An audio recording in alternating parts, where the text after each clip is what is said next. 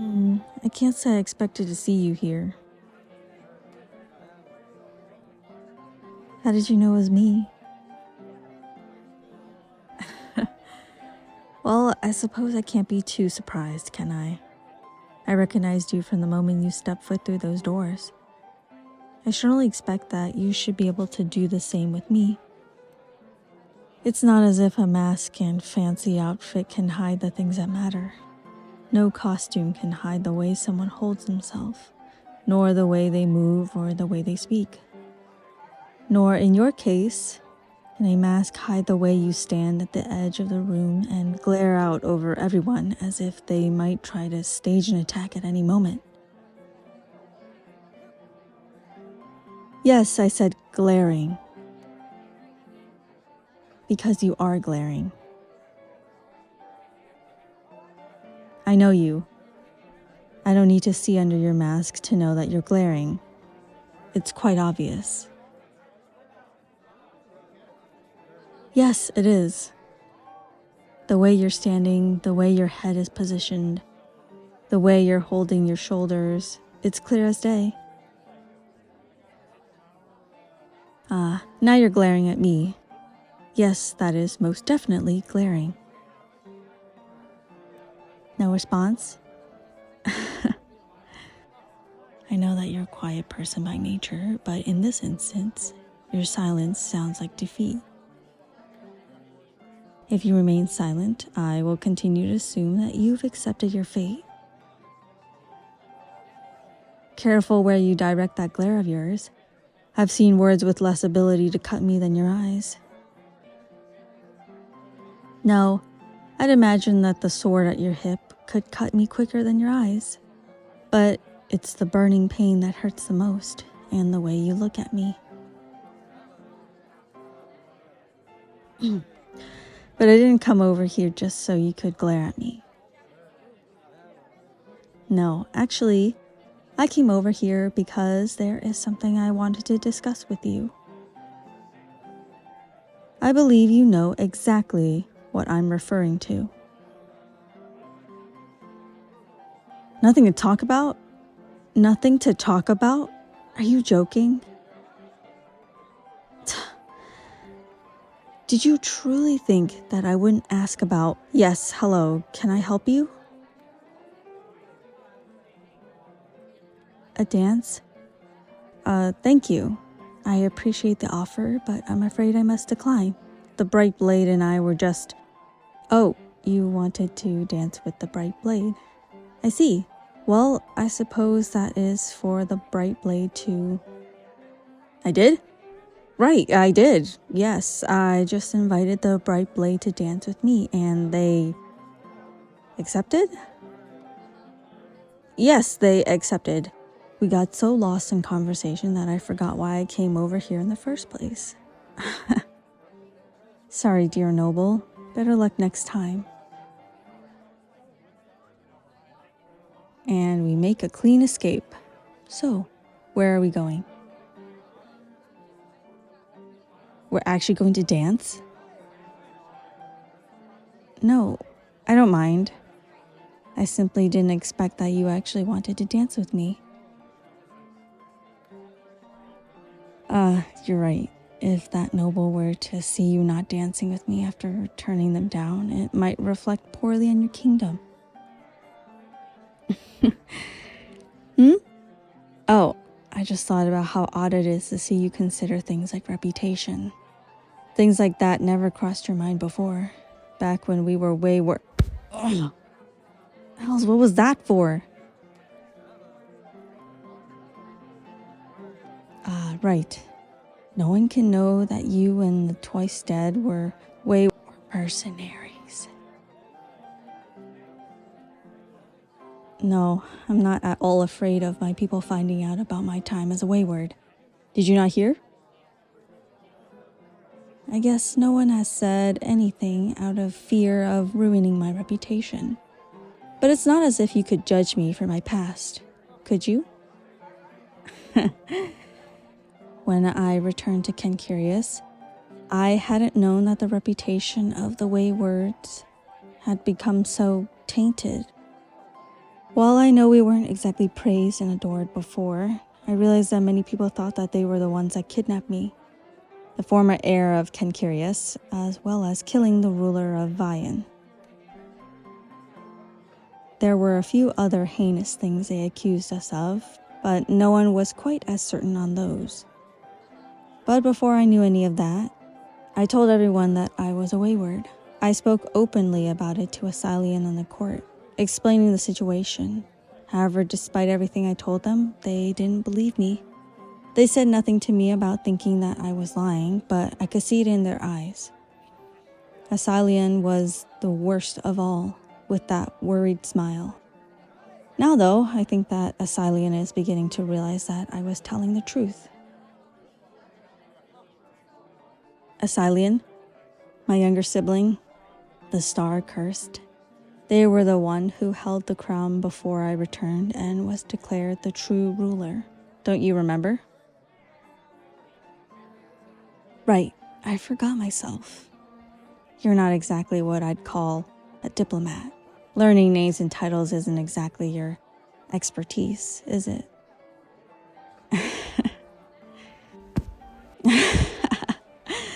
And so it seems neither is dancing.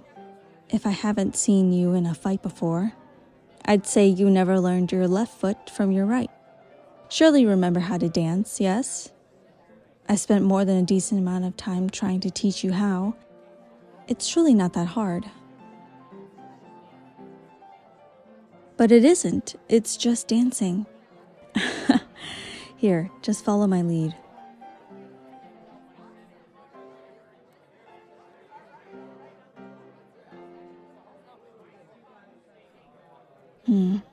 You know what I've realized just now? I have you trapped. Trapped by societal norms, since you can't walk away at any moment. But since doing so might cause embarrassment towards your sovereign, I doubt you will. Oh, but you know I'm right. You may not play these social games like I do, but we both know that leaving a dance after denying a dance with someone else would send a few rumors running through the mill. And right now, with all those gossips beginning to wonder about the past of your sovereign, I'd say that drawing more attention to Lazoria would be an ill-advised move. Exactly. So as I said, you're trapped. Which, funnily enough, is what I wanted to talk to you about earlier. Being trapped, that is. Or maybe that isn't a good term for it. Captured is a better word, don't you think?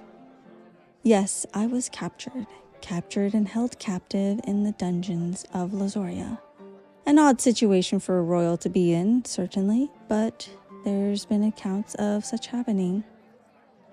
However, I've hardly ever heard of one escaping after being captured. In fact, I believe that I might be the first case that I've ever heard of where a royal not only escaped, but was in the attendance of a wedding in a neighboring kingdom only a week later. Bizarre, isn't it? It certainly was to me, especially since I was released against the wishes of the twice dead. And the strangest part, the thing that confuses me the most, is that I know you were the one who released me. You can't deny it. I know it was you. You may be able to trick everyone else, but I know you. And I know that it was you that night. You were the one in the mask who freed me from the cell and guided me to the outskirts of the kingdom. No interrupting. I'm talking, and you know how much I love to hear myself talk. As I was saying, I know you were the masked stranger who released me that night. I know you were the one who unlocked the door and led me through all those dark alleys until we reached the forest at the edge of the kingdom. I know it was you who set me free. But I do know, I'm certain of it. It's as I said earlier, a mask can't hide the pattern of your walk or the way your hand rests on the hilt of your sword. A mask can't hide the way you move, can't cover every instinct ingrained in your mind and body alike. A mask does nothing besides cover your face. My dear Brightblade, if I only knew you by your face, I'd consider myself the most pathetic type of lovesick fool. There may be many things in this world that I don't care about enough to know beyond what meets the eye. But you are so deeply ingrained into every part of my life, into every part of me, that I could never be so shallow with you. My heart won't allow it. It's with that in mind that I tell you that I know, without even the slightest trace of doubt, that it was you. You can say whatever you want, but there is nothing in this world that can disguise you from me. I know that it was you who rescued me, and now the question I have for you is, why? Why did you set me free, knowing that your sovereign wanted me captured? You can't just stay quiet about this forever. I'm not going to leave without answers. Ugh, you're far too stubborn sometimes, you know that? Yes, takes one to know one. You're very funny. Now don't try to change the subject. Why did you release me? Because I want to know. You went out of your way to disobey your sovereign and set me free. That went against everything you'd done up until that point. You must have had some sort of reason for doing so, and my lovesick heart wants me to believe that your reason must be that you have feelings for me as well. So I need you to tell me what your actual reasons were before my heart gets the better of my head and makes me more infatuated with you than I already am. Of course I'm still in love with you. Did you think after everything I said, I would go away just like that? No, they didn't. So that's why I need to know your reasons for releasing me. To prevent a war? Yes, that makes sense. A war could break out soon, given the relationship between our people, as well as the twice-dead crown and I. We aren't exactly allies at this point, are they? But perhaps they could be. There's a simple solution to ease the tension between our kingdoms. Well, if I were to propose to you, Lazoria Cancurius would enter an alliance and the risk of war would be eliminated. Yes, as in marriage. I wouldn't force you to fulfill the romantic parts of the marriage, though I won't lie that I would be thrilled if you were to develop such feelings for me. But so long as we're together again, that would be more than enough. As much as I despise your sovereign, I'm sure that if you would agree to marry me, they would be willing to hear you out. Not to mention, such a powerful alliance would be something for them to consider, given how beneficial a trade system between our kingdoms would be. Given how many upsides there are to such an agreement, I think that it would be a wonderful agreement. So, will you marry me? Not of high enough standing? You are the bright blade, Lazoria's infamous executioner, and the right hand of the twice-dead crown. Your reputation is widely renowned and widely respected. I highly doubt anyone would claim that you're not worthy of marrying me. Foolish? But that was an honest suggestion. Yes, I suppose it is a reckless idea, but I truly want you at my side, and I don't want to wait any longer. Oh, no, you're right. I was only thinking of what I wanted, and not of what you wanted. I didn't even offer any solutions or compromises. I just demanded that you join me. I'm sorry. You were right about what you said when we talked last. I am more reckless than I should be. I see that now. I can also be incredibly inconsiderate, which is particularly shameful in regards to you, since I claim to love you as much as I do. And I do. I love you like my heart is in your hand, and it's only you that keeps its beat steady. I should love you enough to think of your wants and to prioritize them. But my own desires blinded me. I shouldn't have suggested the things I did, and I'm truly sorry. You're forgiving me? So soon? Yes, I suppose you have to pay me back for that little capturing incident somehow. Though I don't think that forgiving me for this single incident makes up for the fact that you held me captive. True, you weren't the one that ordered me to be taken, and you did set me free, disobeying your orders, even though it meant disobeying your sovereign.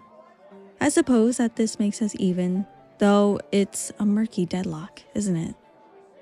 Just as it always used to be. Do you remember how we used to be when we were still waywards?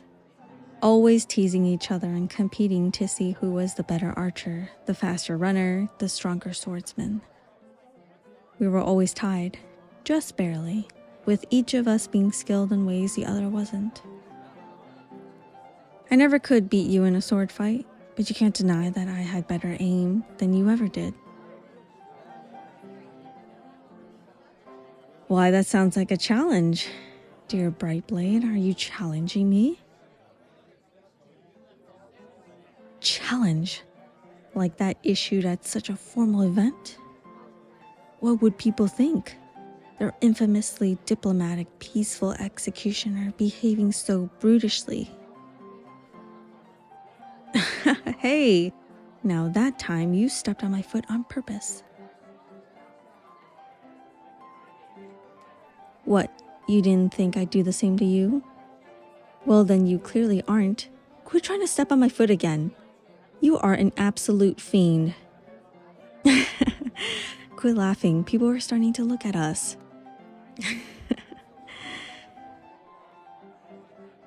Hells, but I've missed this. Just being with you like this. I can't even explain how good it feels to talk to you like this again. I miss how it used to be when it was just us and whatever mission we were on. Sometimes I wish we could have just stayed like that forever. Yes, I know. Time goes on and change must come with it, and there's no use in fighting the change. But I can't help my wanting, even if those wants could never come to pass. My dreams may only ever remain dreams. But they're still nice to think about. Don't you have dreams? No, you don't have dreams? I don't believe you. Everyone has dreams. You prefer to live in reality? That is the most ridiculous... Oh, pardon us. Here, move closer to me so we don't bump into anyone else. Oh. No, sorry, I'm fine.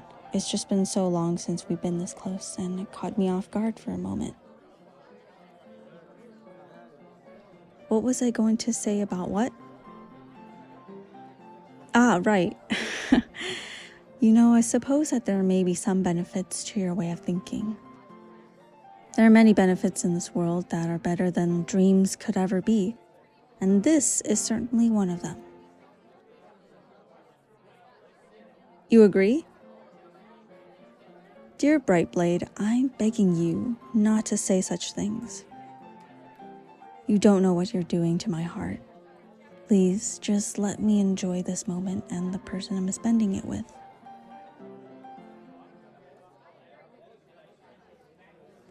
It appears that our dance has come to an end. Then I will see you some other time. Wait. Sorry, I don't mean to be so indecisive, but please don't go. Dance with me for just a while longer. After tonight, I don't know when I'll see you next, and please. Thank you. If a marriage proposal is too soon for you now, then I understand, and I can accept that. But I can't help myself, and I must ask, Is there a chance that someday you might accept an offer of courtship from me? Then for now, I'm content with dancing.